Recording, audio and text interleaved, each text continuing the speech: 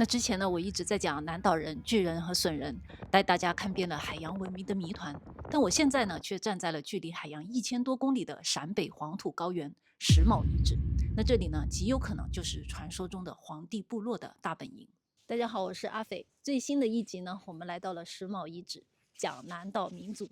为什么南岛民族要来到北方黄土高坡的石峁遗址呢？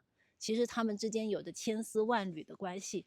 那这一集我就来一一解密。你可能很难想象啊，就在这座北方石头城墙的基座下，埋藏着累累的白骨。而这些被斩首的人呢，竟然有着异常修长的头骨。那 DNA 的数据显示呢，他们和几千里外划着独木舟的良渚人，甚至今天的台湾原住民，都有着千丝万缕的血缘关系。那这些被砍下的长头颅，揭露了一场4000年前被大禹治水光环掩盖的血腥屠杀。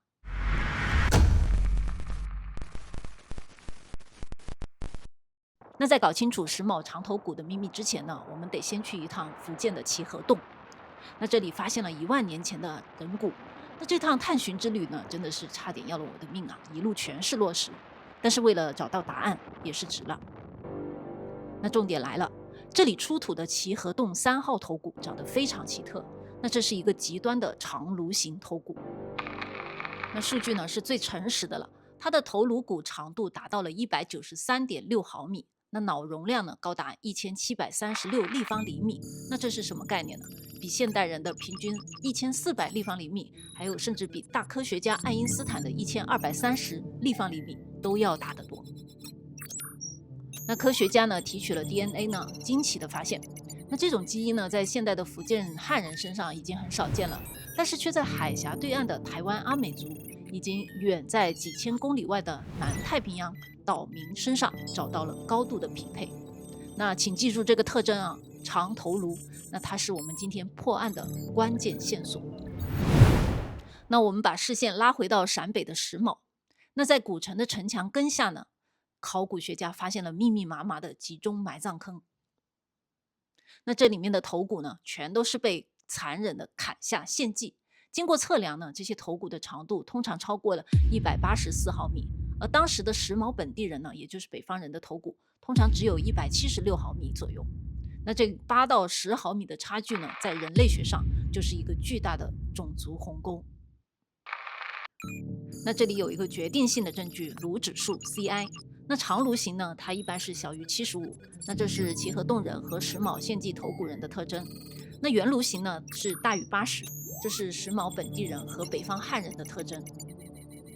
那就在2025年11月呢，人类分子学傅巧妹团队呢在 Nature 上发表了重磅的论文，彻底推翻了过去认为这些头骨是女性的错误结论。那真相是他们是男性，而且是来自南方的战俘。他们的 DNA 呢，明确地指向了南方的稻作人群和台湾原住民。那也就是说呢，这些石峁人砍头献祭的长头人，那正是10000年前奇河洞人的直系后裔。那相隔了5000年，相隔几千里，为什么这群南方人会成为黄帝部落的刀下亡魂呢？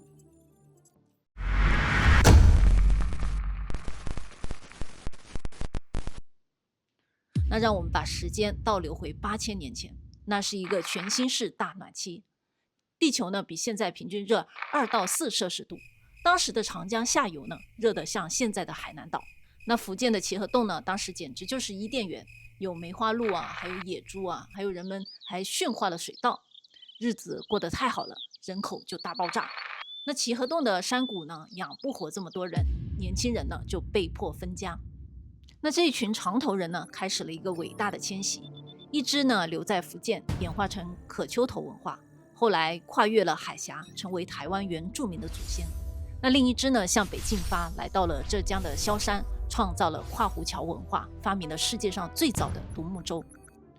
那1000年后呢，这支北上的兄弟建立了河姆渡文化，他们筑甘蓝式的建筑，而且还会造大船。那再过2000年，大约5300年前，河姆渡升级为了巅峰形态，那就是良渚文化了。他们建起了当时世界上最宏伟的古城和水利系统。那当古巴比伦还是小村庄的时候，良渚已经是高度发达的东方第一国了。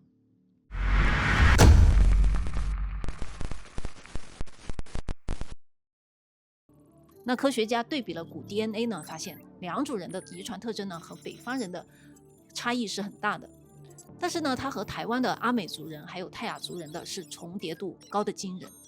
那台湾原住民呢是保留了很多良渚文化的遗传特征的。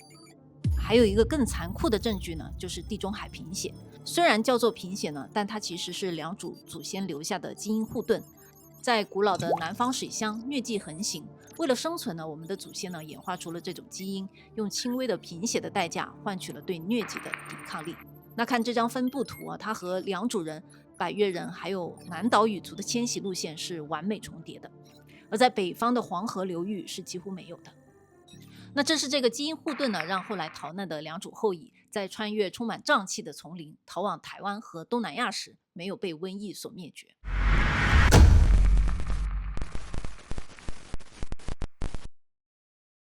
好，高潮来了，良渚这么强，为什么会突然消失了呢？大概是4300年前，全球的气候突然变化，在南方呢是恐怖的洪涝与海侵，良渚呢引以为傲的水利系统呢就崩溃了，太湖平原变成一片汪洋。那考古也发现了良渚晚期的地层呢覆盖着厚厚的黄色淤泥，那就是大洪水的铁证。而在北方呢却是截然相反，它是变得超级干旱。但是为了争夺水源和生存空间呢，北方的黄帝后裔，也就是后来的大禹部落被迫南下，这就是神话中大禹治水的真实历史背景。那石峁这边的大禹部落呢，就遇到了极度的干旱，然后在良渚古城这边呢，遇到的则是洪涝灾害。那可能呢，大禹部落呢就一直南下，良渚的后裔呢则一直北上，他们就在那里，可能在中原的位置相会了。那他们为了抢夺资源，就爆发了战争。那这场战争呢，最后呢，有可能是黄帝部落赢了，他们就掠夺了良渚的玉器，但是玉器对他们来说可能并没有那么重视，所以用它来砌墙。所以我们能看到很多玉章，还有玉钺砌在墙里面。北旱南涝，那这根本就不是一场温馨的治水工程，而是北方集团南下争夺资源的殊死决战。那我们课本里的大禹呢是个治水英雄，但结合考古和分子人类学说呢，真相呢可能是很残酷的。大禹治水很可能是北方集团对南方良渚残余势力的一次趁火打劫。良渚已经被洪水折磨得奄奄一息，那大禹趁势南下，既是治水，更是治人。那战争有多惨烈呢？去看看良渚北部的江苏蒋庄遗址就知道了。那里出土了280多具良渚的青壮年的遗骸，许多尸首是分离的，而且死状极其惨烈。他们极有可能就是第一批与北方部落正面硬刚的最终战死的良渚勇士。战败者的下场呢，就是信仰的毁灭。我在石峁遗址看到了令人心痛的一幕。那原本在良渚被视为神圣重器的玉章呢，在这里竟然被用来像普通石头一样塞在墙缝里面，用来加固墙体。那可想而知呢，南方人的玉对黄帝部落来说是一文不值的。那这些玉章呢，都是被嵌在那个石墙里面，有些还被改造成工具，你看，改造成玉铲作为工具。那可想而知呢，其实这个玉对于他们石峁人来说，其实并不是很重要的东西，所以他们才会用来砌墙，然后用来做工具使用。一个石峁古城的一个设计呢，其实它并没有烧陶器的地方，也就是没有窑。那其实，那么这些陶器又是从哪里来的呢？其实这些黑陶的数量并不是很多。然后我们还看到了有鸵鸟壳，还有海贝，还有象牙，这些南方才有的东西，还有东南亚才有的，也都来到了这北方。那我在谈石山文化呢，可以看到他们的居民住在那儿，同时也有窑，也就是烧陶的地方。但是这里不一样，它这里并没有，所以我可以看到他们做的农具呢，其实是就地取材，用的是那个骨犁，就是动物的骨头来做的。所以石峁古城呢，它更有一种卫城的感觉，对，就是时刻处于一种备战状态。那除了玉器呢，还有一些黑陶，石峁呢，作为一个高度军事化的山城呢，考古并没有发现大规模的烧制这类精细黑陶的窑址。那这些东西呢是从哪里来的呢？这很可能呢就是黄帝部落南下征战时虏获的南方奴隶随身携带的生活器具。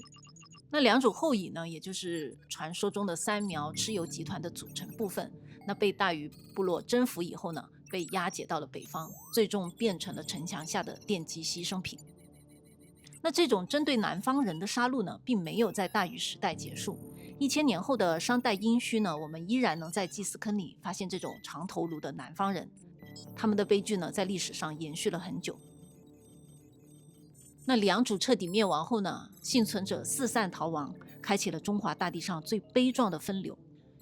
一部分呢向西南山区逃窜，成了后来的三苗西羌的祖先；另一部分呢带着对北方人的恐惧，逃回了福建老家，成为后来的百越族群。那还有一部分人呢，最坚决的一群，选择跨越了黑水沟，前往台湾，成为了南岛语族的祖先。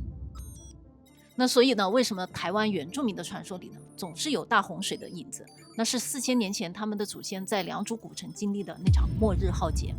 那但是故事还没有结束，大家发现了吗？无论是逃到西南的苗族呢，还是留在东南的百越，还是渡海的南岛人，甚至日本传说中的隼人，他们虽然天各一方，但却有着惊人相似的文化印记，也就是对鸟的崇拜，还有他们头上那根高高飘扬的羽毛。那这根羽毛背后呢，隐藏着一个失落的信仰。下一集呢，我们就来破解这个横跨半个亚洲的鸟人谜团。我是阿斐，历史比神话更残酷，也更精彩。我们下集见。